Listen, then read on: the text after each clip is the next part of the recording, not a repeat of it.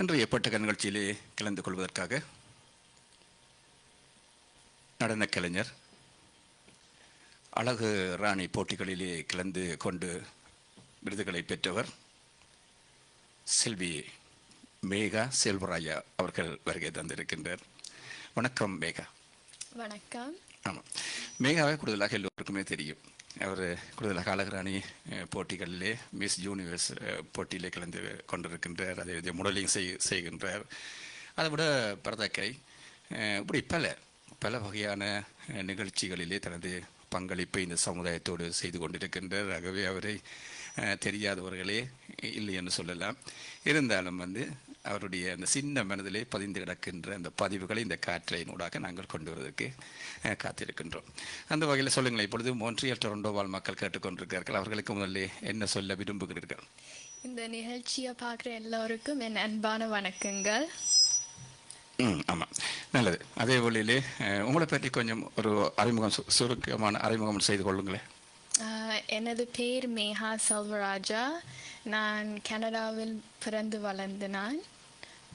இப்பொழுது நான் first year media and communications படித்து கொண்டிருக்கிறேன்.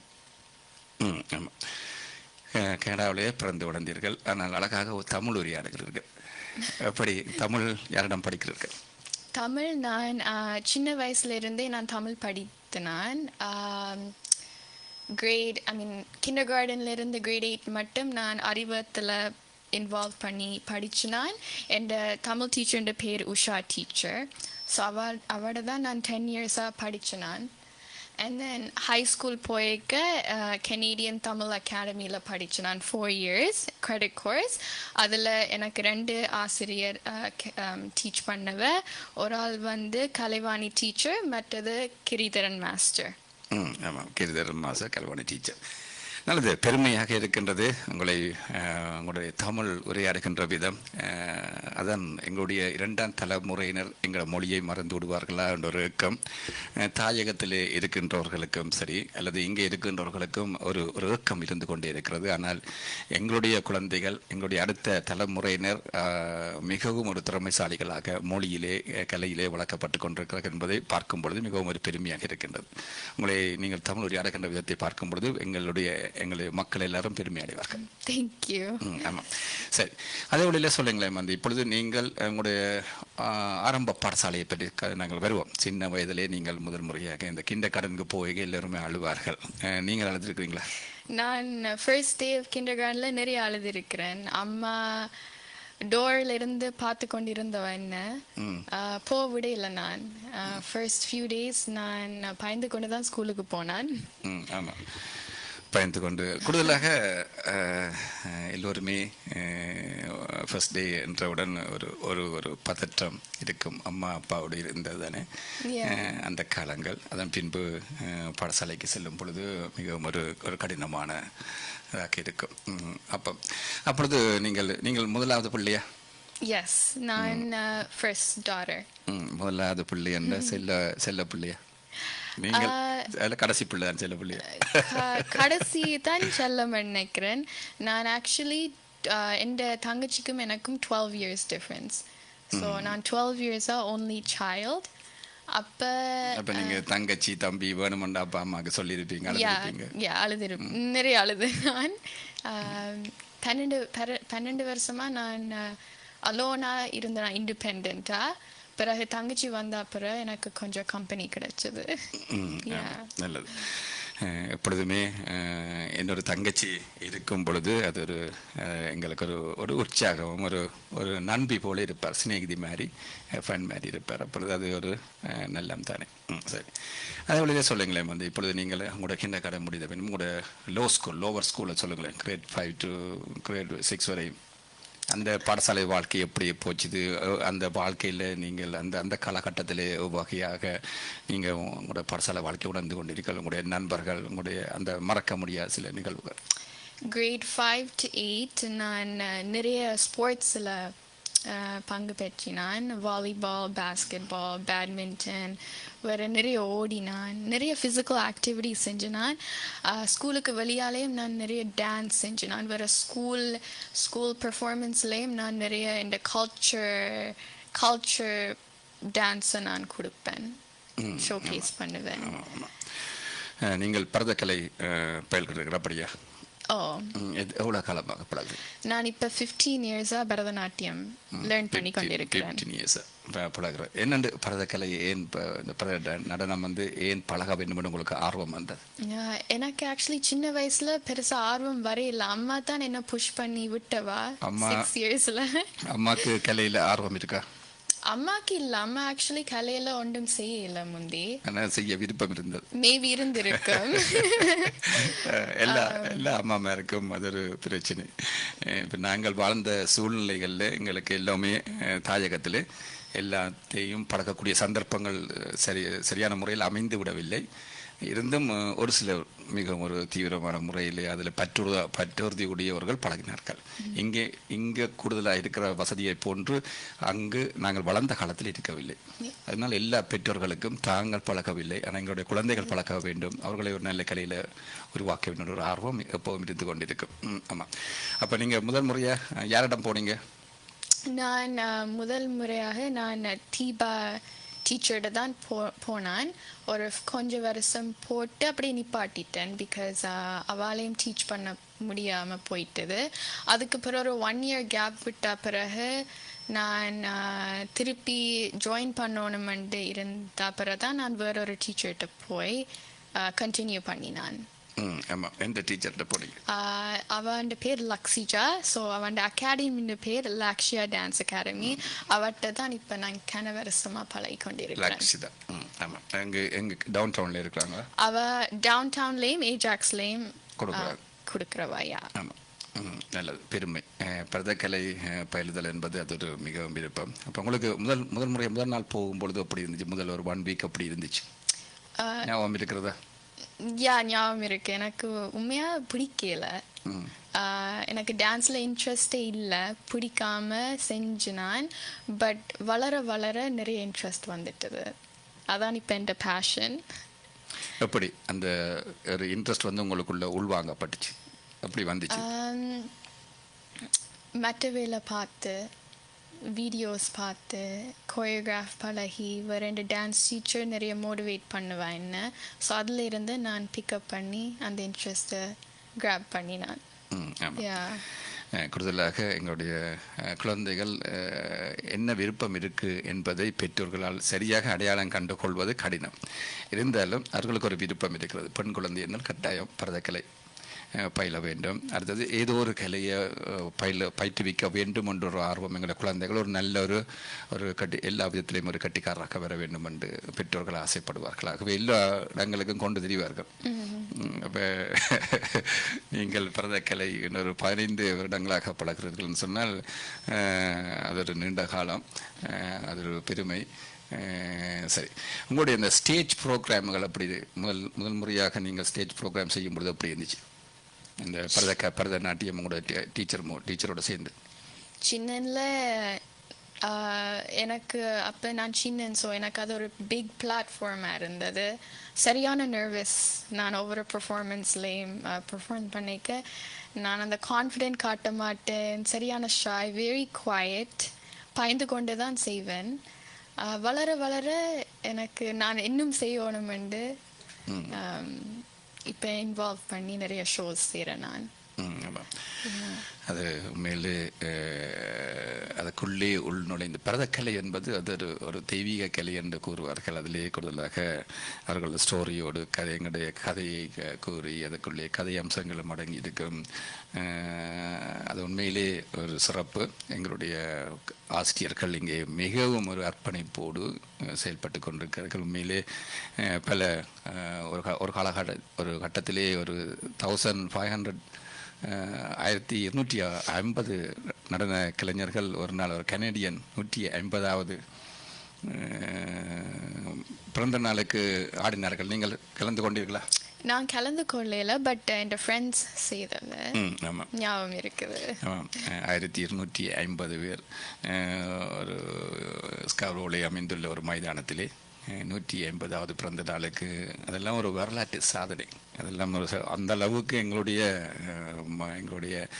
நடன கலைஞர்கள் இருக்கிறார்கள் என்றால் அது ஒரு பெருமை. அதெல்லாம் ஆமாம். பெருமை. அதை பற்றி சொல்லுங்களேன் வந்து இப்பொழுது நீங்கள் வந்து கூடுதலாக இப்பொழுது மீடியா படிக்கிறீங்க, மீடியா அண்ட் கம்யூனிகேஷனா? Yeah. Media and communication. என்ன அந்த துறையை நீங்கள் தேர்ந்தெடுத்தீர்கள்? நான் ஹை ஸ்கூல் முடித்த பிறகு ஆக்சுவலி நான் ஹை ஸ்கூல் தொடங்கிக்க தான் நான் எந்த டான்ஸ் டீச்சர்கிட்ட கூட டான்ஸ் பழக போகிறேன் நான். ஸோ அதிலிருந்து எனக்கு டான்ஸ் மட்டும்தான் அப்போ செஞ்சேன் நான். அதிலிருந்து எந்த டான்ஸ் டீச்சர் அவனோட பேர் லக்ஸிஜா, அவள் தான் என்ன நிறைய மோட்டிவேட் பண்ணுவா. உனக்கு நிறைய ஸ்கில்ஸ் இருக்குது, உண்ட ஆக்டிங் ஸ்கில்ஸ், உண்ட மாடலிங் ஸ்கில்ஸ், நீ பேஜன்ஸுக்கு போ. ஸோ அவன் புஷ்ஷால் தான் நான் இந்த பிளாட்ஃபார்ம்ஸுக்கு எல்லாம் வந்து சோஷியல் மீடியாவில் நான் நிறைய இன்வால்வ் பண்ணுறேன். நான் சின்ன சின்ன சாரி பிஸ்னஸோட ஒர்க் பண்ணி நான் அதை ப்ரமோட் பண்ணுறேன். நான் வீடியோஸ் எல்லாம் செய்கிறேன், நான் எடிட் பண்ணுறேன் நான். ஸோ அந்த இன்ட்ரெஸ்டால் தான் நான் மீடியா அண்ட் கம்யூனிகேஷன் ப்ரோக்ராமில் என்ரோல் பண்ணினான். ஆமாம், கூடுதலாக எந்த துறையிலே எங்களுக்கு இன்ட்ரெஸ்ட் இருக்கோ அந்த துறையிலே நாங்கள் படிக்கும் பொழுது உயர்வு நிலைக்கு வரலாம். கண்டிப்பாக அது பெருமை. அந்த துறையில் உங்களுக்கு விருப்பமான துறையில் நீங்கள் தெரிவாகி இருக்கிறீர்கள். இந்த ஒரு மீடியாவுக்கு வந்திருக்கிறீர்கள். எதிர்காலத்திலே நீங்கள் பல இன்னும் நீங்கள் ஒரு காலத்திலே நீங்கள் மீடியாவில் ஒர்க் பண்ணுவீங்க. அப்பொழுது பல பேரை நேர்காணல் செய்யலாம், பல விதமான இன்டர்வியூ செய்யலாம். இப்படி பல வகையான சமூக பணிகளில் எங்களுடைய பங்களிப்புகள் இருக்கும்.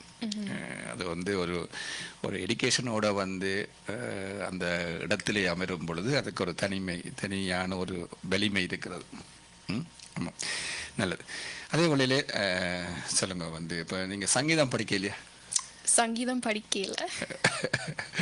நீங்கள் பாட வேணுமென்ற ஆசை வரவில்லையா? எனக்கு பாடுறதுக்கு ஆக்சுவலி ஆசையே இல்லை. என்னென்னு தெரியா, என் வாய்ஸ் எனக்கு பிடிக்காது. ஆனால் நீங்கள் உங்களுடைய குரலை பார்க்கும் பொழுது நீங்கள் பாடினா நல்லா இருக்கும். அதனால் இன்றைக்கு பாட தேவையில்லை. எதிர்காலத்திலே நீங்கள் அதற்கான சரியான பயிற்சி எடுக்கும் பொழுது உங்களுக்கு சில வழிகள் உங்களுடைய இருக்கிற திறமைகள் வந்து வெளிவரத்துக்குரிய சந்தர்ப்பங்களும் இருக்கிறது. ஆமாம். இப்போ எதிர்காலத்தில் உங்களுடைய அடுத்த கட்டம் எவ்வாறு இருக்க போகிறது? இந்த படிப்பு சம்பந்தமாக மீடியா கம்யூனிகேஷன் அந்த துறையிலேயே உங்களோட பணிகள் ஆற்றுவதா இல்லை அதுக்கு மேலாக ஏதாவது செய்வது இருக்கின்ற திட்டம் ஏதாவது இருக்கிறதா? இப்போ இந்த படிப்பு முடிஞ்ச பிறகு எனக்கு ஒரு பிளான்ஸும் இல்லை மேல் படிப்பு செய்யறதுக்கு. பட் இந்த ப்ரோக்ராம் முடித்த பிறகு எனக்கு இந்த சினிமா இண்டஸ்ட்ரியில் இன்வால்வ் ஆகணுமென்று தான் என் பெரிய கோல். பிகாஸ் எங்களை மாதிரி சவுத் ஏஷியன் தமிழ் பெண்களை ஸ்க்ரீனில் காண்றது கஷ்டம்.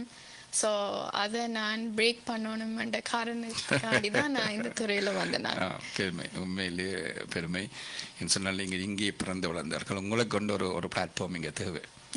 இப்போ நாங்கள் இப்பொழுதுமே எங்களுடைய தாயகத்தின் பிளாட்ஃபார்ம் அதுன்ற ஒரு சாயலோடு கூடிய பிளாட்ஃபார்ம் இங்கே உருவாக்குதல், அந்த வகையில் தான் எங்களோட உரையாடல்களும் எங்களோட எண்ணங்களும் இருக்கிறது. நாங்கள் அரைவாசி காலம் அங்கே வசித்தவர்கள், அரைவாசி காலம் இங்கே வசித்தவர்கள். அப்போ இரண்டுக்கும் இடைப்பட்ட ஒரு காலம். ஆனால் நீங்கள் இங்கே பிறந்து வளர்ந்து அப்படின்னா உங்களுக்கு ஒரு தளம் ஒன்று உருவாக்கப்பட வேண்டும். அந்த தளத்தை வந்து நீங்கள் சொன்ன மாதிரி அதை பிரேக் பண்ணணும். உருவாக்குதல் என்பது அது பெருமை.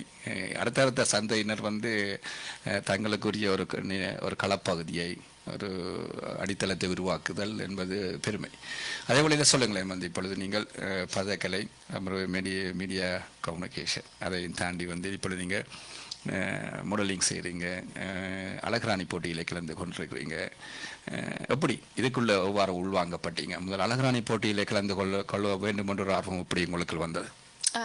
அதை பற்றி நான் யோசிக்கவே இல்லை. நான் ஆக்சுவலி டான்ஸுக்கு பிறகு மாடல் பண்ணி நான் பேஜண்ட்டுக்குள்ளே போகணுமெண்டே நான் யோசிக்கலை, ஏன்னு தெரியா. பட் என் டான்ஸ் டீச்சர் தான் ஒன் டே லக்ஸிஜா, அவள் தான் ஒரு நாள் எனக்கு ஐடியா தந்தவா, இந்த பேஜண்ட் இண்டஸ்ட்ரிக்குள்ளே நீ போகணுமெண்டு, உன்னிட்ட டேலண்ட் இருக்குது. ஸோ எனக்கு மிஸ் தமிழ் யூனிவர்ஸ் இந்த ஆடை கண்டுடனே உடனே அவள் பற்றி தான் யோசிச்சு நான் அப்ளை பண்ணினான். அதில் இருந்து தான் நான் மற்ற பேஜன்ஸில் இன்வால்வ் பண்ணினான். நல்லது. கூடுதலாக டிரெக்டாகவே நீங்கள் மிஸ் தமிழ் ஜூனியர்ஸுக்கு போனீங்களா இல்லை மிஸ் கனடா அந்த நீங்கள் போட்டியில் எங்கே இருந்து கொண்டீர்களா? டிரெக்டாக மிஸ் இந்த ஃபர்ஸ்ட் பேஜண்ட் பிளாட்ஃபார்ம் வந்து மிஸ் தமிழ் யூனிவர்ஸ். ஆமாம். சரி, அது சொல்லுங்கள். அந்த ஆரம்ப கட்டம், அந்த போட்டிகள், தொடக்க கட்டங்கள், அந்த விடயங்களை பகிர்ந்து கொள்ளுங்கள். எவ்வாறு இருந்தது அந்த நிகழ்ச்சிகள், அந்த ஒழுங்கமைப்புகள் எவ்வாறு இருந்தது, எவ்வாறு நீங்கள் உணர்ந்து கொண்டீர்கள்? ஸோ இந்த பிளாட்ஃபார்மை நிறைய பெண்களுக்கு தந்த சசி ஆன்டி நரேன் அங்கிள் தான் இதை ஆர்கனைஸ் பண்ணினவ. அவையில் தான் ஸ்டார்டிங்கில் எனக்கு சரியான நர்வஸ். நான் பப்ளிக் ஸ்பீக்கிங் நிறைய செஞ்சதில்லை பிஃபோர். ஸோ இதான் என் ஃபர்ஸ்ட் பிளாட்ஃபார்ம் வேர் நான் வந்து பெரிய ஆடியன்ஸுக்கு முன்னால் ஸ்பீக் பண்ணேன் தமிழில். பிகினிங் ஆஃப் ரிஹர்சல்ஸில் தான் எங்களுக்கு ஜாதுரி அக்கா அவாவும் மிஸ் தமிழில் கம்பீட் பண்ணி ஃபர்ஸ்ட் பிளேஸ் எடுத்தவா. அவள் தான் எங்களுக்கு ட்ரெயின் பண்ணவா, அப்படி ஸ்பீக் பண்ணணும், எப்படி நடக்கணும். அவள் தான் எங்களுக்கு எல்லாருக்கும் மோட்டிவேட் பண்ணி எங்களை ஸ்ட்ரெங்தன் பண்ணி மோல்ட் பண்ணி அந்த ஸ்டேஜில் கொண்டு வந்தவா. ஆமாம். அவர் கூடுதலாக இந்த நிகழ்ச்சிக்கு அவர் வந்திருந்தார். அவர் மிகவும் ஒரு பெருமை. அவர் பல இடங்களிலே அவர் விருதுகள் பெற்றிருக்கின்றார். அவர் மிக ஒரு திறமைசாலி. அவரிடமிருந்து அவர்களுடைய திறமை என்னவென்றால் அடுத்தவர்களை உருவாக்குதல், அடுத்தவர்களை வெளிக்கொணர்தல், அதன் சிறப்பு. இப்போ தொடர்ச்சியாக அவர்கள் இருந்து அவர்களை இப்பொழுது ஒரு வழிகாட்டுதல் மாதிரி மற்ற குழந்தைகளை அடுத்தடுத்து வருகின்றவர்களை உருவாக்குகின்ற ஒரு பணியை அவர்கள் செய்து கொண்டிருக்கிறார்கள். சரி, சொல்லுங்களேன். அப்போ முதல் போகும் பொழுது நீங்கள் ஸ்பீச் பண்ண உங்களோட தமிழில் உரையாடினீங்க. அதன் பின்பு வேறு என்ன வகையான போட்டிகள் அங்கே அவர்கள் எடுத்துக்கொள்வார்கள்?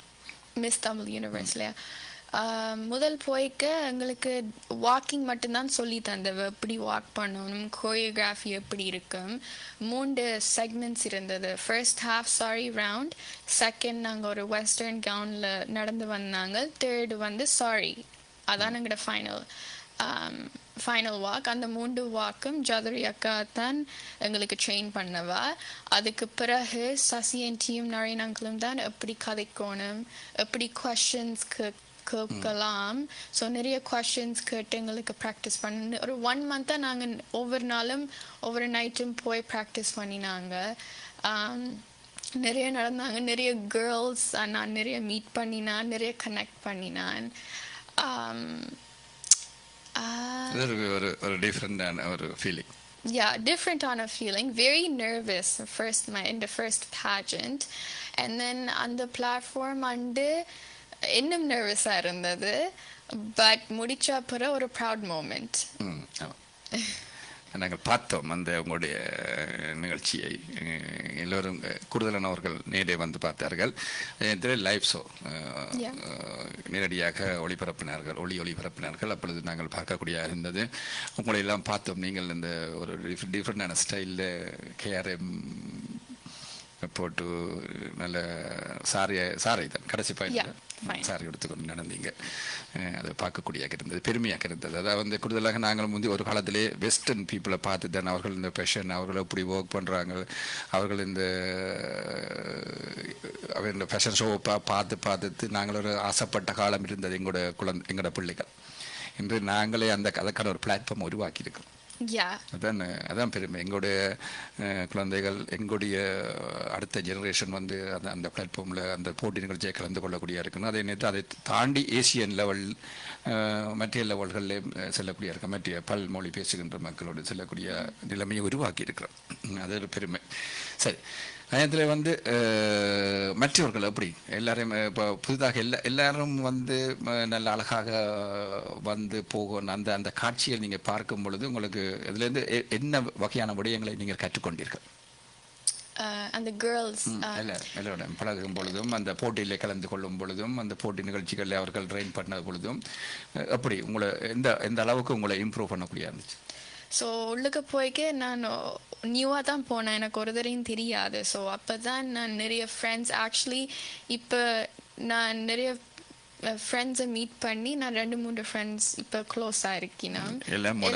எல்லாரும் மாடல்ஸ், நிறைய கனெக்ஷன்ஸ். இப்போ ஷோ வந்தால் ஒரு ஆளுங்களுக்கு இப்போ லைக் எங்களோட வந்து செய்யுங்கோ, மாடல் ஷோவாக இருக்கட்டும், டான்ஸ் ஷோவாக இருக்கட்டும், வேறு சசி ஆன்டியும் நிறைய கேப்பா ப்ரோக்ராம்ஸ் வேறு செய்ய சொல்லி. அண்ட் கேர்ள்ஸ் வெரி நைஸ் வேற நாங்க எல்லாரும் சேர்ந்து இந்த ஷோ வந்து கொஞ்சம் டிஃப்ரெண்ட். இந்த பேஜெண்ட் நாங்க தமிழ்ல கதைக்கணும். ஸோ நாங்க எல்லாம் இருந்து சேர்ந்து ப்ராக்டிஸ் பண்ணி ஒரு ஆளுக்கு சொல்லி கொடுத்து அட்வைஸ் கொடுத்து டிப்ஸ் எல்லாம் நாங்க லேர்ன் பண்ணினாங்க. அதான் இன்னொரு விடயம் என்னவென்றால் நீங்கள் குறிப்பிட்டதிலிருந்து அறிந்து கொள்ளக்கூடிய இருக்கிறது. நீங்கள் இங்கே பிறந்து வளர்ந்தீர்கள். உங்களோட ஃபர்ஸ்ட் லாங்குவேஜ் இங்கிலீஷாக இருக்கிறது. செகண்ட் லாங்குவேஜ் தான் உங்களோட தமிழாக இருக்குது. சில ஃப்ரெஞ்சும் இருக்கும். இருந்தாலும் அந்த போட்டி நிகழ்ச்சியிலே அவர்களுடைய கட்டுப்பாடு தமிழில் உரையாட வேண்டும். தமிழிலே நீங்கள் உரையாற்றுதல், வெற்றிகரமாக உரையாற்றுதல், அது கூட ஒரு தமிழை வளர்க்கின்ற அல்லது தமிழிலே அவர்களுக்கு ஒரு உற்சாகத்தை கொடுக்கின்ற எங்கள் தாய்மொழிக்கு கொடுக்கின்ற ஒரு முக்கியத்துவமாகவும் கருதி கொள்ளலாம். இதெல்லாம் ஒரு மறைமுகமான முறையிலே சில போட்டி நிகழ்ச்சிகளுக்குள்ளே எங்கள் தமிழ் வளர்ச்சி நகர்வுகள் பொருத்தப்பட்டிருக்கிறது. இப்போ உங்களோட உரையாடும் பொழுது தான் எங்களுக்கு அது சரியாக தெரிகின்றது. இந்த தமிழ் மொழிக்கு எவ்வாறு ஒரு ஃபேஷன் ஷோவிலே முக்கியத்துவம் கொடுக்கப்படுகின்றது. ஆனால் அந்த நிகழ்ச்சி ஃபேஷன் ஷோவுக்கு அந்த நிகழ்ச்சிக்கு தமிழ் மொழி முக்கியத்துவம் கொடுக்க வேண்டிய அவசியம் இல்லை. இருந்தாலும் எங்களுடைய தமிழாக்களுடைய நிர்வாகத்தை எங்களை நடைபெறுகின்றபடியினால் அதற்கு கொடுக்கிறார்கள். அது ஒரு பெருமை. அது கூடுதலாக சசிகலா நாராயணன் அவர்களும் அவர்களுடைய குழுவின் டீம் அதற்கான ஒழுங்கமைப்புகளை செய்திருக்கிறார்கள். அது ஒரு பெருமை. சரி, அதை தொடர்ந்து நீங்கள் வேறு போட்டிகளில் கலந்து கொண்டீர்களா? ஸோ இதுக்கு பிறகு நான் அந்த சேம் இயர் லாஸ்ட் இயர் நான் மிஸ் ஹெரிட்டேஜ் பியாண்ட் பார்டர்ஸ் என்ற ஒரு பேஜெண்ட்டில் பங்கு பெற்றினான். அதில் நிறைய it's a multi cultural show. So not just Tamil people, நிறைய வேறு கண்ட்ரீஸில் இருந்து வந்த மாடல்ஸ், வேறு டிஃப்ரெண்ட் ஏஜஸ். ஸோ ஒரு ஏஜ் குரூப் இல்லை, வேறு ஏஜ் குரூப்ஸோட நான் கம்பீட் பண்ணினான். ஒவ்வொரு ஆளும் ஒவ்வொரு கண்ட்ரியை ரெப்ரசன்ட் பண்ணி வந்தவ. ஆமாம். அதில் நீங்கள் டைட்டில் வின்னராக வந்திருக்கலாம். ஸோ அந்த 5 டைட்டில்ஸில் நான் ஒரு டைட்டில் வின் பண்ணான், miss congeniality and that means best personality. நல்லது. எப்பொழுதுமே போட்டிகளில் கலந்து கொள்ளுதல், அதில் கலந்து கொள்ளுதல் என்பது அது ஒரு பெருமை. பங்காற்றுதல், பங்கு பெறுதல், அதன் மூலமாக எங்களை நாங்கள் வளர்த்து கொள்ளலாம். அதே வழியிலே விருதுகள் பெறுதல், அது இன்னொரு கட்டத்தை நாங்கள் நோக்கி போகிறோம். இப்பொழுது நீங்கள் என்ன வகையான நிகழ்ச்சிகளில் கலந்து கொள்கிறீர்கள்? கூடுதலாக நீங்கள் சில விளம்பரங்கள் நிகழ்ச்சிகளுக்கு போவீங்களா? சாரி ஃபேஷன், அது அப்படியான ஃபேஷன் ஷோக்கெல்லாம் போவீங்களா? நிறைய அட்வர்டைஸ்மெண்ட் செய்கிறேன் நான், நிறைய ஃபேஷன் ஷோஸ் செய்கிறேன் நான். நிறைய எனக்கு செய்ய விருப்பம். பிகாஸ் எனக்கு அந்த சின்ன சின்ன சாரி ஓன் பிஸ்னஸுக்கு நான் ஹெல்ப் பண்ணணுமெண்டு ஒரு இது என்னோட கோல். நான் சின்ன பிஸ்னஸுக்கு நான் ஹெல்ப் பண்ணணும், ஆட் செய்யணும். அவில்ட ஹார்ட் ஒர்க், அவில்ட க்ளோதிங், அவில்ட designs. Not just saree business, lehenga, வேறு western clothes, நிறைய பிஸ்னஸுக்கு நான் ப்ரொமோட் பண்ணியிருக்கிறேன். எப்பொழுதுமே ஒருத்தருக்கு ஒரு உதவியாக இருந்தால் எங்களுடைய திறமைகளை எங்களுடைய பிஸ்னஸுக்கு மற்றது பெஸ்டன் ரீதியான பிஸ்னஸுக்கு நாங்கள் பயன்படுத்துதல் என்பது அது தொடர்ச்சியாக இருக்கின்றது. நாங்கள் பார்த்துருக்கணும் சில உங்களுடைய விளம்பரங்களை பார்க்கக்கூடியதாக இருக்கின்றது. உங்களுடைய டீம், நீங்கள் வேறு ஆக்களுடன் சேர்ந்து செய்வீர்கள். அதற்கு இப்போ அண்மை காலங்களிலே ஒவ்வொரு நிகழ்ச்சிகளிலேயும் ஒரு ஃபேஷன் ஷோ என்பது ஒரு நிகழ்ச்சியாக இப்பொழுது வந்து கொண்டிருக்கிறது. இல்லை, அந்த நிகழ்ச்சி ஆர்கனைசர்ஸ் இந்த அழகுராணிகளை அவர்களுக்கு ஒரு 15 மினிட்ஸ் 20 மினிட்ஸ் கொடுப்பார்கள். அவர்களுடைய திறமைகளையும் அப்படியான நிகழ்ச்சிகளில் நீங்கள் கூடுதலாக கலந்து கொண்டீர்களா? ஃபேஷன் ஷோவில் இப்போ சில ப்ரோக்ராமுக்கு அவள் கூப்பிடுவார்கள் தானே, சசிகலா நேரன் மூலமாக அந்த ஒரு டீமை கேட்பார்கள் ஒரு 15 மினிட்ஸுக்கு. அந்த ப்ரோக்ராமில் நீங்கள் தொடர்ச்சியாக கலந்து கொண்டிருக்கிறீர்களா அல்லது சந்தர்ப்பம் கிடைக்கவில்லை?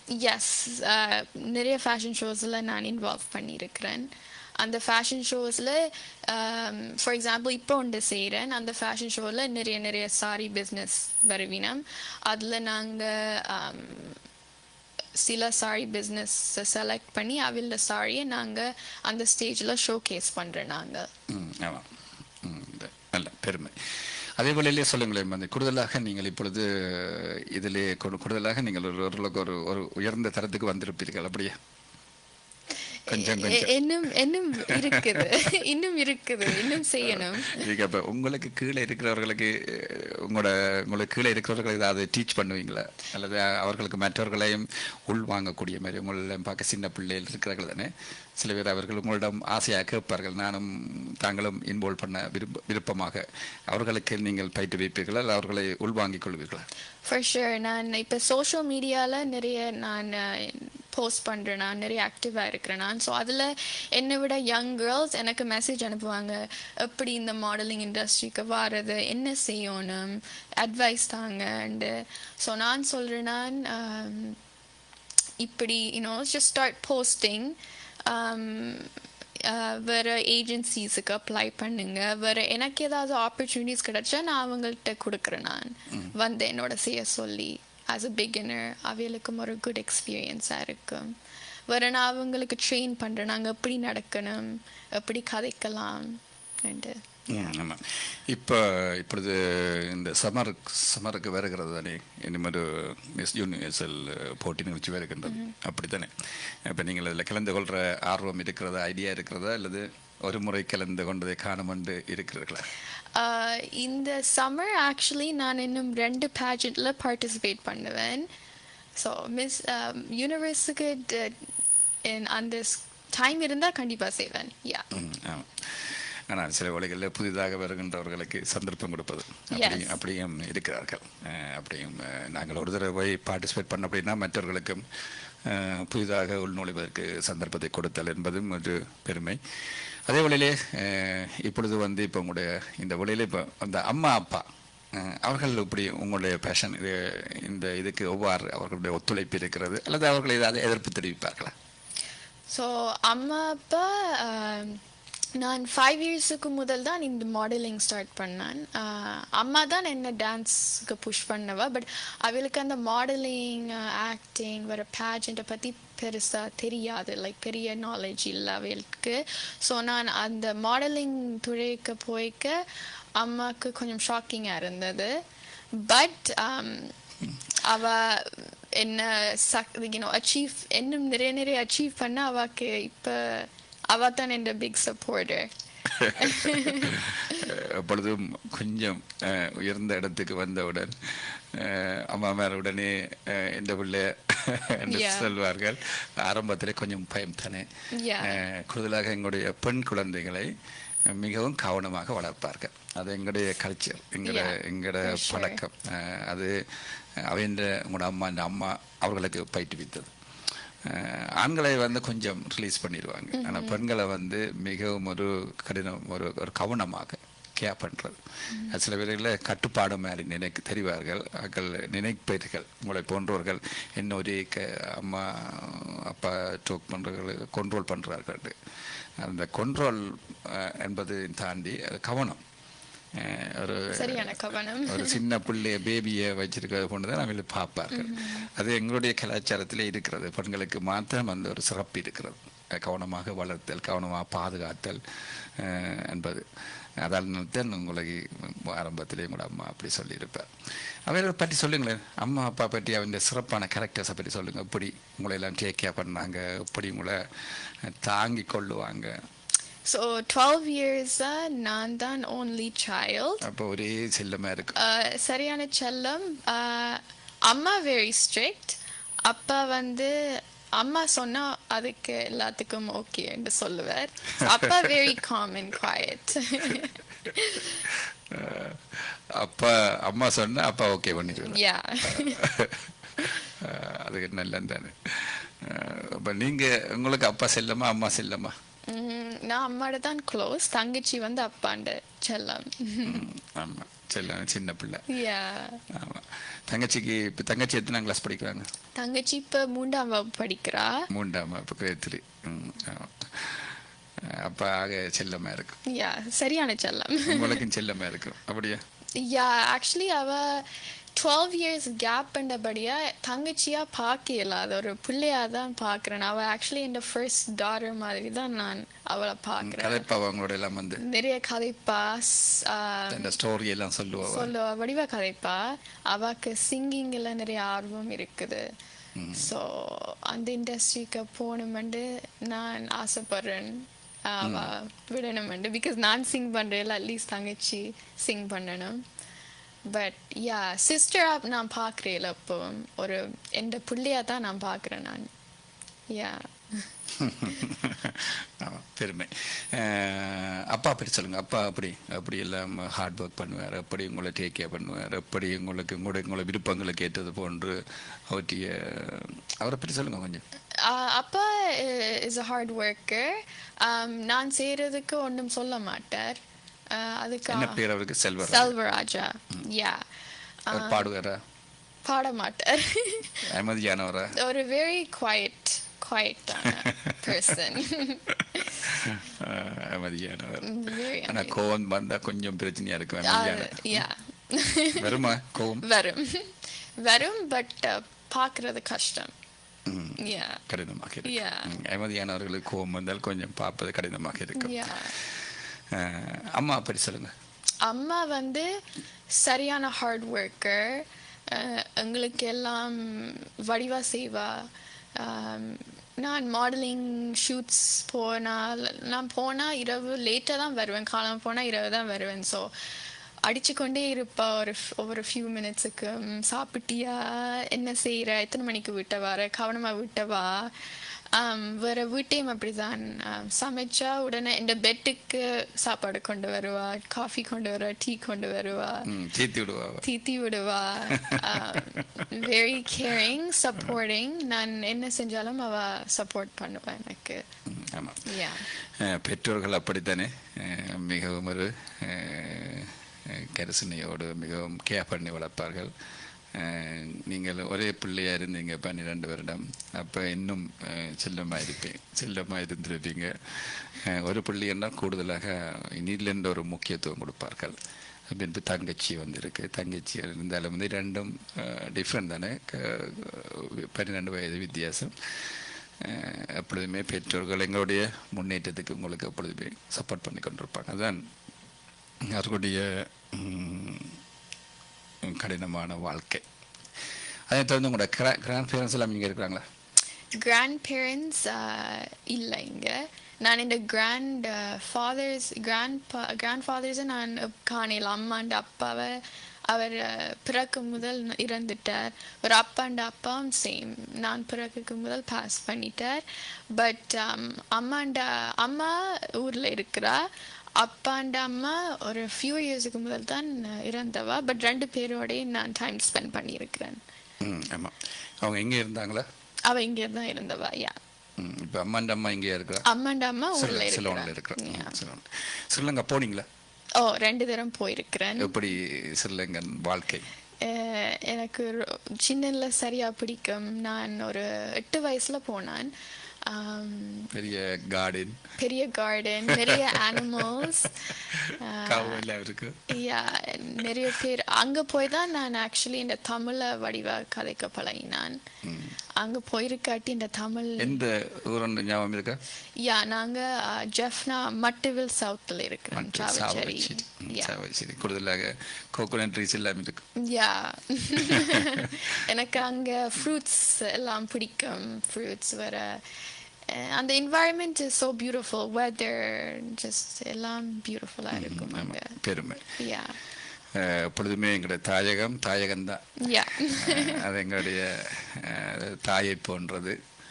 அழகான இடம், அழகான வாழ்க்கை. எங்கள் சொந்தங்கள் எல்லோருமே ஒன்றாக கூடி வருவார்கள். ஒன்றாக இந்த நெருக்கமாக வாழ்க்கை அப்படி இருக்கும்.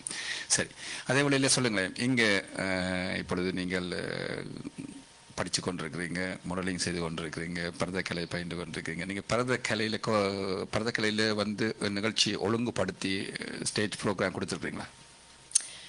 கோரியோகிராஃப் செய்து நிறைய செய்யலை. பட் இப்போ வருஷமாக ஒரு 8 இயர்ஸாக நான் இந்த லாக்ஷியா டான்ஸ் அகாடமியில் படிக்கிறேன்.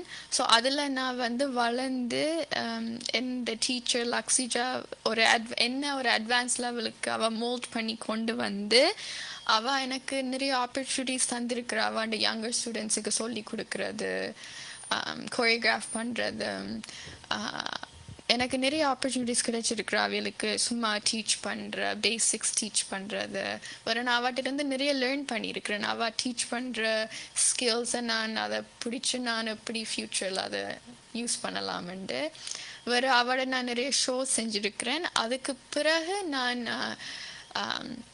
நிறைய வெட்டிங்ஸ் நிறைய பர்த்டே பார்ட்டிஸுக்கு வேறு வேறு ஸ்டைலில் நான் கோரியோகிராஃப் பண்ணியிருக்கிறேன் குரூப்ஸுக்கு நீங்கள் வெஸ்டர்ன் டான்ஸும் பழகிருக்கீங்களா? எஸ்.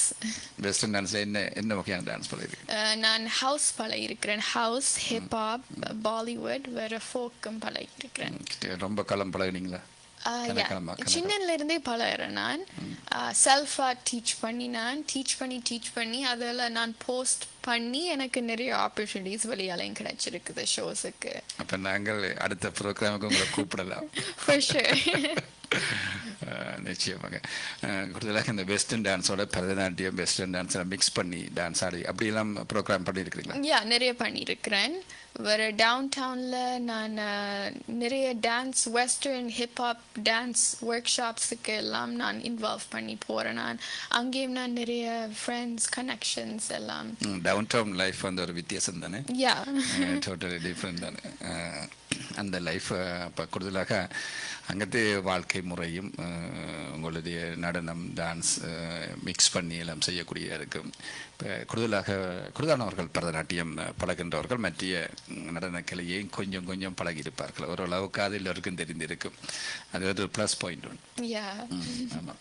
அதே நீங்கள் மாடலிங் செய்கிறீங்க இந்த போட்டி நிகழ்ச்சியை கலந்து வர்றீங்க அது இன்னும் கொஞ்சம் அட்வான்டேஜாக இருக்கும். அப்போ நீங்கள் இந்த அழகராணி போட்டியிலே அந்த ஃபைனலுக்கு போனீங்களா இங்கே இந்த மிஸ் யூனிவர்ஸில்? எஸ். அந்த அந்த ஃபைனல் அந்த காட்சியை பற்றி சொல்லுங்கள். எப்படி இருந்துச்சு? எல்லாரும் மக்கள் எல்லாம் இருந்து பார்த்தார்கள். அந்த அந்த அந்த நிகழ்ச்சி எப்படி நீங்கள் உணர்ந்து கொண்டீங்க? எனக்கு ஆக்சுவலி பிடிச்சிருந்த பிகாஸ் காரணம் ஏனெண்டா அது எங்களோட கலாச்சாரத்தை நாங்கள் ஷோ கேஸ் பண்ணுறோம். இந்த பேஜன் கொஞ்சம் வித்தியாசம் வேறு பேஜன்ஸை விட இது வித்தியாசம். பிகாஸ் எங்களோட தமிழ் கலாச்சாரத்தை நாங்கள் ஷோ கேஸ் பண்ணுறோம். நாங்கள் போடுற உடுப்பு வித்தியாசமாக இருக்கும். வேறு பிகாஸ் நான் வெஸ்டர்ன் பேஜன்ஸேக்கு நாங்கள் கவுன் போடுறோம். பட் இதில் நாங்கள் சாரி யூஸ் பண்ணுறோம். ஸோ எனக்கு சாரீஸ் போடுறேன்டா சரியான விருப்பம். ஸோ அது போட்டு நடந்து காட்டி வேறு தமிழில் கதைச்சு எங்களை பற்றி தமிழில் கதைக்கிறது அதெல்லாம் நல்லா இருந்தது. Final round was my favourite. எங்களை சாரீஸில் நடத்தி வந்து எங்களோட கொஷின்ஸ் எல்லாம் கேட்டு அதுக்கு நாங்கள் தமிழில் பதில் கொடுத்து எல்லாரும் கிளாப் பண்ணினாங்க. வேறு டேலண்ட் ஃபினாலேயில் தான் எங்களோட டேலண்ட் ரவுண்டை ஸ்க்ரீனில் காட்டினவங்க. ஸோ உங்களோட நிறைய பேர் பாடினவ ஆடினவ போம் சொன்னவ. ஸோ அதெல்லாம் பார்க்க நல்லா இருந்தது. ஃபைனல்லே வருவது என்பதே ஒரு கடினம். அதில் வந்து பார்ட்டிசிபேட் பண்ணி அதில் என்ஜாய் பண்ணுறது அந்த லேர்ன் பண்ணுறது அது வந்து மிகவும் ஒரு சிறப்பு. நாங்களும் எங்களுக்கும் ஒரு டிஃப்ரெண்டான ஃபீலிங். இப்போ நாங்கள் பார்வையாளர்கள் வேறு நாங்கள் பார்ப்பவர்களுடைய ஃபீலிங் வந்து வேறு பார்ட்டிசிபேட் பண்ணுறாங்க ஃபீல் வந்து எப்படி இருக்கும் உங்களுடைய நீங்கள். ஆனால் சில நேரங்களில் இந்த நர்வஸாக இருக்கும். எப்படி அடுத்த நம்ம வருவோமா போட்டியில் கிடைக்குமா இவ வருவான் அப்படியெல்லாம் நர்வஸாக இருக்கு உங்களுக்கு? இருந்தது. இந்த ஃபர்ஸ்ட் பேஜண்ட் என்னபடியாக நிறைய சரியான நர்வஸாக இருந்தது. பட் இதில் இருந்து நான் நிறைய லேர்ன் பண்ணி இந்த போட்டி நிகழ்ச்சிகளில் கலந்து கொள்வதன் மூலமாக உங்களுடைய மென்டலியாக நீங்கள் எவ்வாறு இம்ப்ரூவ்மெண்ட் பண்ணுறீங்க? நிறைய இம்ப்ரூவ் பண்ணி நான் எனக்கு முந்தி நிறைய கான்ஃபிடென்ஸ் இல்லை. இதுக்கு பிறகு இந்த கான்ஃபிடென்ஸ் லெவல் கூடி வேறு இந்த பப்ளிக் ஸ்பீக்கிங்கும் ஸ்கில்ஸ் வந்து பெட்டர் ஆகினா பிறகு அதுக்கு பிறகு தான் நான் இந்த 2வது பேஜண்ட்டில் ஜாயின் பண்ணி ஒரு டைட்டில் வின் பண்ணேன். ஸோ ஃபர்ஸ்ட் பேஜண்ட் இல்லாமல் நான் அந்த 2வது பேஜண்ட்டுக்கு போயிருக்க மாட்டேன். அதே நேரத்தில் நீங்கள் பரதக்கலை பயின்ற சொல்லியிருக்கிறீர்கள். அதே நேரத்தில் வெஸ்டர்ன் டான்ஸும் பழகிருக்கிறீர்கள். இந்த கலையை ஒரு பர்சன் லேர்ன் பண்ணும் பொழுது அவர்களுக்கு வந்து மென்டலியாக பிசிக்கலியாக எவ்வாறான ஃபீல் கிடைக்கிறது? எனக்கு நிறைய பேர் மட்டும்தான் சேரவ, நிறைய பேர் 2 பேருக்கும் சேர. பட் எனக்கு மோர் தென் ஃபிசிக்கலி எனக்கு மென்டலி ஹெல்ப் பண்ணது. ஸ்ட்ரெஸ்ஸாக இருக்கேக்க டான்ஸ் பண்ணினா எனக்கு ஆக்சுவலி உடனே இந்த மூட் சேஞ்ச் பண்ணும். பிகாஸ் நாங்கள் நிறைய எக்ஸ்ப்ரெஸ் பண்ணுறோம். எஸ்பெஷலி பரதநாட்டியத்தில் நாங்கள் ஒரு ஸ்டோரி சொல்லுறோம். அதை நாங்கள் போர்ட்ரே பண்ணிக்க. ஸோ அது எனக்கு நிறைய ஹெல்ப் பண்ணது. வேறு டான்ஸ் பண்ணிக்க நாங்கள் எங்களோட ஃப்ரெண்ட்ஸ் எங்களோட டான்ஸ் டீச்சரோட ஃபன் பண்ணி நாங்கள் டான்ஸ் பண்ணுறோம். ஸோ அதெல்லாம் ஒரு ஃபன். இது வேறு டான்ஸ்ண்டா எனக்கு பிடிக்கும். கூடுதலாக இனி பயில்கின்றவர்கள் அவர்களுக்கு தெரிய தரணும் ஒரு கலை எவ்வாறு எங்களை செதுக்குகிறது, எங்களை உருவாக்குறது, எங்களை வளர்க்கிறது, எவ்வாறு எங்களை எல்லா விஷயங்களையும் மென்டலியாக சரி ஃபிசிக்கல் பிட்டாக அப்படி வரோம், மென்டலியாக ஒரு ஓகேயாக அப்படி இருக்கிறோம், ஹாப்பியாக அப்படி இருக்கிறோம். அவற்றை இந்த கலையோட லேர்ன் பண்ணுவதன் மூலமாக அப்படி நாங்கள் உணர்ந்து கொள்கிறோம் என்பதை இப்போ புதுசாக சின்ன பிள்ளைகள் இருக்கிறாங்க, அவங்க எல்லாம் லேர்ன் பண்ணும் பொழுது அப்படி இருப்பாங்கன்னு அறிந்து கொள்கிறாரு. அதே பற்றியில் சொல்லுங்களேன். இப்பொழுது நீங்கள் எல்லாம் நீண்ட காலமாக பயின்று கொண்டிருக்கிறீங்க. நீங்கள் யாருக்காவது உங்களோட காலத்தில் நீங்கள் நன்றி கூற விரும்புகிறீங்களா? யாருக்கெல்லாம் நன்றி கூற விரும்புகிறீங்க? என் பேரண்ட்ஸ் ஆஃப் கோர்ஸ். பட் என் பேரண்ட்ஸுக்கு பிறகு நான் என் டான்ஸ் டீச்சருக்கு தான், என் டான்ஸ் டீச்சர் லக்ஸிஜா, அவள் இல்லாமல் நான் இவ்வளோ தூரம் வந்திருக்க மாட்டேன். ஜஸ்ட் நாட் பரதநாட்டியத்தில் இல்லை, பட் நிறைய ஆர்ட்ஸில் நான் நிறைய அச்சீவ் பண்ணியிருக்க மாட்டேன். பிகாஸ் அவள் தான் என்னை புஷ் பண்ணி இந்த லெவலுக்கு கொண்டு வந்திருக்கிறா. ஆக்டிங்லேயும் சரி, மாடலிங்லேயும் சரி, பரதநாட்டியம் சரி, அண்ட் ஆல்சோ டீச்சிங். அவள் தான் எனக்கு நிறைய சொல்லி தந்திருக்கிறா. வேற மோர் தென் அ டீச்சர், அவள் என்னோட சிஸ்டராக தான் ட்ரீட் பண்ணியிருக்கிறா. ஸோ அவள் என்ற ஒரு பெரிய role model, still my role model. அவட்ட இருந்து நான் ஸ்டில் லேர்ன் பண்ணுறேன். ஒன் டே நான் டான்ஸ் பரதநாட்டியம் எக்ஸாம்ஸை முடிச்சு அவள் மாதிரி ஒரு பரதநாட்டியம் ஆசிரியராக வரணுமென்று தான் என்ற ஒரு கோல். அப்போ அதே போலே நீங்கள் இந்த போயம்ஸ் எழுதுவீங்களா? இல்லை, செய்ய மாட்டேன். பாடல் லிசன் பண்ணுவீங்களா? பாடல் நிறைய லிசன் பண்ணுறேன் நான். பிகாஸ் டான்ஸ் கோரியோ சேர்க்க நிறைய பாடல் லிசன் பண்ணணும். தமிழ் சாங் எல்லாம் லிசன் பண்ணுவீங்க? தமிழ் சாங், இங்கிலீஷ் சாங்ஸை விட எனக்கு தமிழ் சாங்ஸ் தான் பிடிக்கும். தமிழ் சாங் இந்த போயம் எல்லாம் ஓரளவுக்கு அண்டர்ஸ்டாண்ட் பண்ணுவீங்களா? கொஞ்சம் விளங்காட்டி அம்மா அப்பாவுக்கு. உங்களுக்கு பிடிச்ச பாடல் ஏதாவது இருக்கா தமிழ்ல? ஒரு பாடல் சொல்லுங்க பாப்பா. பிடிச்ச பாடல் எனக்கு பிடிச்ச பாடல் ஒன்று இல்லை. பட் விஜய்ண்ட ஒரு பாடல் சொல்லுங்க. ஒரு பாடல் பழைய பாட்டுண்டா எனக்கு ஒரு பாடல் பிடிக்கும், நிறைய பாடல் பிடிக்கும். ஏதாவது பாடல் ஒரு சில வரிகளை பாடி காட்டுங்க. பாட வராது எனக்கு. பிரச்சனை.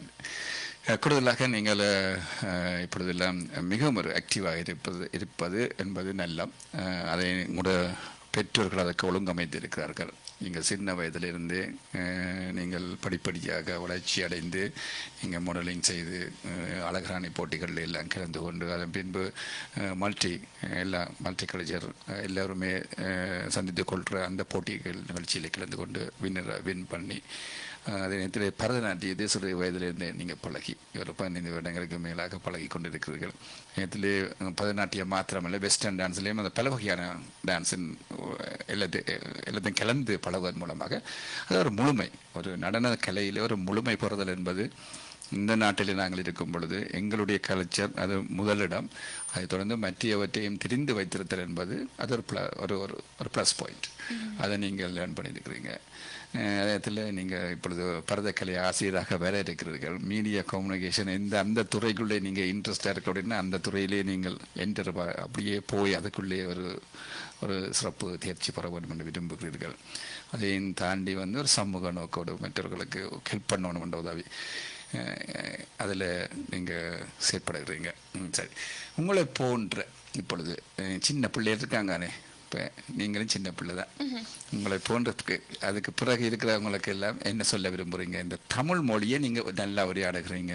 தமிழ் எங்களுடைய புலம்பெயர்ந்த நாடுகளிலே தமிழ் மறைந்து போய்விடுமா, அடுத்த தலைமுறையினர் தமிழை காப்பாற்றிக் கொள்வார்களான ஒரு ஏக்கம் இருந்தாலும் நாங்கள் எங்களுடைய அமைப்புகள் எல்லாம் அதற்கான ஒரு முக்கியத்துவத்தை கொடுத்து தமிழ் வகுப்புகளை அறிமுகம் சரி, தமிழ் கலைக்கல்லூரி சரி, இப்படி பல வகையான அமைப்புகள் தமிழ் மொழிக்கு மிகவும் ஒரு முக்கியத்துவத்தை கொடுத்து அர்ப்பணிப்போடு செயலாற்றி கொண்டிருக்கிறார்கள். அவர்களுடைய அர்ப்பணிப்பு மூலமாக எங்களுடைய குழந்தைகளுடைய தமிழ் வளர்ச்சியை நாங்கள் காணக்கூடிய இருக்கின்றது. ஆனால் இந்த தமிழ் மொழியின் முக்கியத்துவம் எவ்வாறு இருக்க வேண்டும் என்று நீங்கள் உங்களை அடுத்த ஜெனரேஷனுக்கு அல்ல உங்களுக்கு பின்னால் வருகின்றவர்களுக்கு சொல்ல விரும்புகிறீங்க? தமிழ் எங்களோட தாய்மொழி. ஸோ கண்டிப்பாக லேர்ன் பண்ணணும். இன்னும் கிளாஸுக்கு போக தேவையில்லை. நீங்கள் இப்போ மீடியாவே இருக்குது. ஸோ நீங்கள் நிறைய பார்க்கலாம் வீடியோஸ். ஐ திங்க் வீட்டில் உங்களோட பேரண்ட்ஸோட கதைக்கலாம். ஐ திங்க் உங்களோட பேரண்ட்ஸ் அதான் விரும்புவாங்க தமிழில் கதைக்க. தமிழ் லேர்ன் பண்ணால் I think it's a proud moment for all of us. So உங்களோட நெக்ஸ்ட் ஜெனரேஷனில் தமிழ் ஃபேட் ஆகாது. And Tamil is the oldest language. So அது ஒரு பெரிய ஒரு பெருமை எங்களுக்கு. அதாவது தமிழ் ஒரு முதல் மொழி. அந்த முதல் மொழியை பேசுகின்றவர்கள் நாங்கள் பெருமையானவர்கள். நாங்கள் பெருமையாக சொல்ல வேண்டும். அது இப்போ எதிர்காலங்களில் இப்போ நீங்கள் கூடுதலாக எங்களுடைய பாடசாலை மட்டும் சரி அல்லது எங்களுடைய பல்கலைக்கழகங்களில் படிக்கும் பொழுதும் எங்களுடைய மொழியை பற்றி நீங்கள் அங்கே ஒரு சந்தர்ப்பம் கிடைத்தால் அந்த ஸ்பீச் பண்ணும் பொழுது எங்களுடைய மொழியை பற்றி ஒரு ஆர்டிக்கல் எழுதி எங்களுடைய மொழியின் சிறப்பு, மொழியின் இவ்வளோ காலத்துக்கு முன்பு தோன்றியது, ஒரு ஓல்டஸ்ட் லாங்குவேஜ், இதெல்லாம் பற்றி நீங்கள் மற்றவர்களுக்கு வழங்கப்படுத்தும் பொழுது அது இன்னும் எங்களுடைய மொழியின் சிறப்பு எல்லோருக்குமே தெரியக்கூடியதாக இருக்கு. உங்களுடைய அடுத்த ஜெனரேஷனுடைய கடமையும் உரிமை. For sure. Yeah. Rights and duty. கண்டிப்பா. அதான் செய்ய வேண்டும். என்ன சொன்னால் எங்களோட மொழியின் சிறப்பை மற்றவர்கள் புரிந்து கொள்ளும் பொழுதுதான் அது எங்களுக்கும் எங்களோட மொழியை பற்றி அவர்கள் ஆராய்ச்சி செய்வார்கள். எங்களுக்கு அந்த மொழியை சேர்ந்தவர்கள்னு சொன்னால் ஒரு பெருமையாக இருக்கும். கூடுதலாக இங்கே நாங்கள் 4 லட்சத்துக்கு மேலே மக்கள் வசிக்கிறோம். இன்றைக்கு ஒரு அரசியல் தளம் இருக்கிறது எங்களிடம். ஒரு பொலிட்டிக்கல்லே எங்களுடைய மினிஸ்டராக இருக்கிறார்கள், எம்பி மேலே இருக்கிறார்கள், கவுன்சிலராக இருக்கிறார்கள். நாங்கள் ஒரு அடுத்த கட்டத்தை நோக்கி சென்று கொண்டு இருக்கிறோம். உங்களுடைய கட்டம் இன்னும் ஒரு அடுத்த இன்னொரு கட்டத்தை நோக்கி செல்ல போகுது. அப்போ நாங்கள் இப்போவும் புலம்பெயர்ந்து வந்தவர்கள் ஆக இருந்தாலும் நாங்கள் இங்கே ஒரு தளத்தை அமைத்து விட்டோம். ஆகவே இப்போ நீங்கள் எல்லாம் குறிப்பிட்டிருக்கிற ஒரு தளம் ஒன்று அமைக்க வேண்டும். ஒரு மீடியாவில் சவுத் ஏஷியனில் பிரேக்கப் பண்ணணும். அது ஒரு நல்ல விடயம். நிறைவாக என்ன சொல்ல விரும்புகிறீங்க ஃபைனலாக என்ன சொல்லணும்? மக்களுக்கு என்ன சொல்ல எங்களோட யங்கர் ஜெனரேஷன்ஸுக்கு நீங்கள் விரும்பினதை செய்யுங்க. அதில் தான் உங்களுக்கு சக்ஸஸ் அண்ட் அச்சீவ்மெண்ட்ஸ் கிடைக்கும் அண்ட் ஹாப்பினஸ். நல்லது. மேகா என்ற பெயரை சொல்லுங்க. ஏதாவது அர்த்தம் இருக்கிறதா அல்லது ஏதாவது அம்மா ஏதாவது சொன்னாங்களா? அம்மா ஒன்றும் சொல்லல. பட் நான் ரீசர்ச் பண்ணேன் மேகாண்டா என்னண்டு. பெருசா ஒன்றும் கிடைக்கல. மேகமண்டா ஸ்கை. மேகா என்று சொன்னா ஒரு பரந்த ஒரு பெரிய ஒரு விசாலமான என்று சொல்லுவார்கள். அது ஆனால் அது மேகா என்றது எந்த லாங்குவேஜ் என்று தெரியல. ஆனால் அதோட மீனிங் இப்படி தானே ஒரு மேபி ஸ்கேண்டினேவியன் லாங்குவேஜாக இருக்கணும். மேகான்னு சொன்னால் அகலமான ஒரு பிறந்த ஒரு மனப்பான்மையுடைய அப்படின்னு சொல்லுவார்கள் மேகா என்று சொல்லி. சரி, எனிவே அது நல்ல ஒரு அழகான பெயர் உச்சரிக்கும் பொழுது பெருமையாக இருக்கின்றது. நீங்கள் இந்த நிகழ்ச்சியில் கலந்து நிறைவாக ஏதாவது சொல்ல விரும்புகிறீங்களா? ஏதாவது சொல்ல விரும்புகிறீங்களா? என்ன இந்த நிகழ்ச்சிக்கு கொண்டு வந்ததுக்கு உங்களுக்கு ஒரு பெரிய நன்றி. இதான் என் ஃபர்ஸ்ட் இன்டர்வியூ. ஸோ எனக்கு வெரி ஹாப்பி. எங்களுக்கு இது எங்களோட கடமையும் உரிமையும் உங்களை போன்றவர்கள் அதை கூடுதலாக நீங்கள் மீடியா கம்யூனிகேஷனில் படிக்கிறீங்க, இன்ட்ரெஸ்டாக படிக்கிறீங்க, இதில் இந்த சில ஃபீல்டுகளில் வேலை ஒர்க் பண்ணுறீங்க. ஸோ உங்களுடைய சின்ன மனசுக்கு இருக்கிற அந்த கருத்துக்களை நாங்கள் ஷேர் பண்ணுவதன் மூலம் உங்களுக்கும் ஒரு சந்தர்ப்பத்தை கொடுக்குறோம். அதே நேரத்தில் மற்றவர்களுக்கு ஒரு உற்சாகத்தை கொடுக்குறோம். அதே நேரத்தில் எங்கள் அடுத்த ஜெனரேஷன் எவ்வாறான எண்ணங்களோட அவன் எப்படியான ஒரு எண்ணங்களோட பயணிக்கிறார்கள் என்பதை நாங்களும் புரிந்து கொள்ளக்கூடிய இருக்கும், மக்களும் புரிந்து கொள்ளக்கூடிய இருக்கும். நன்றிகள். மீண்டும் ஒரு நிகழ்ச்சியில் நாங்கள் சந்தித்து உரையாடுகிறோம். நன்றி. வணக்கம்.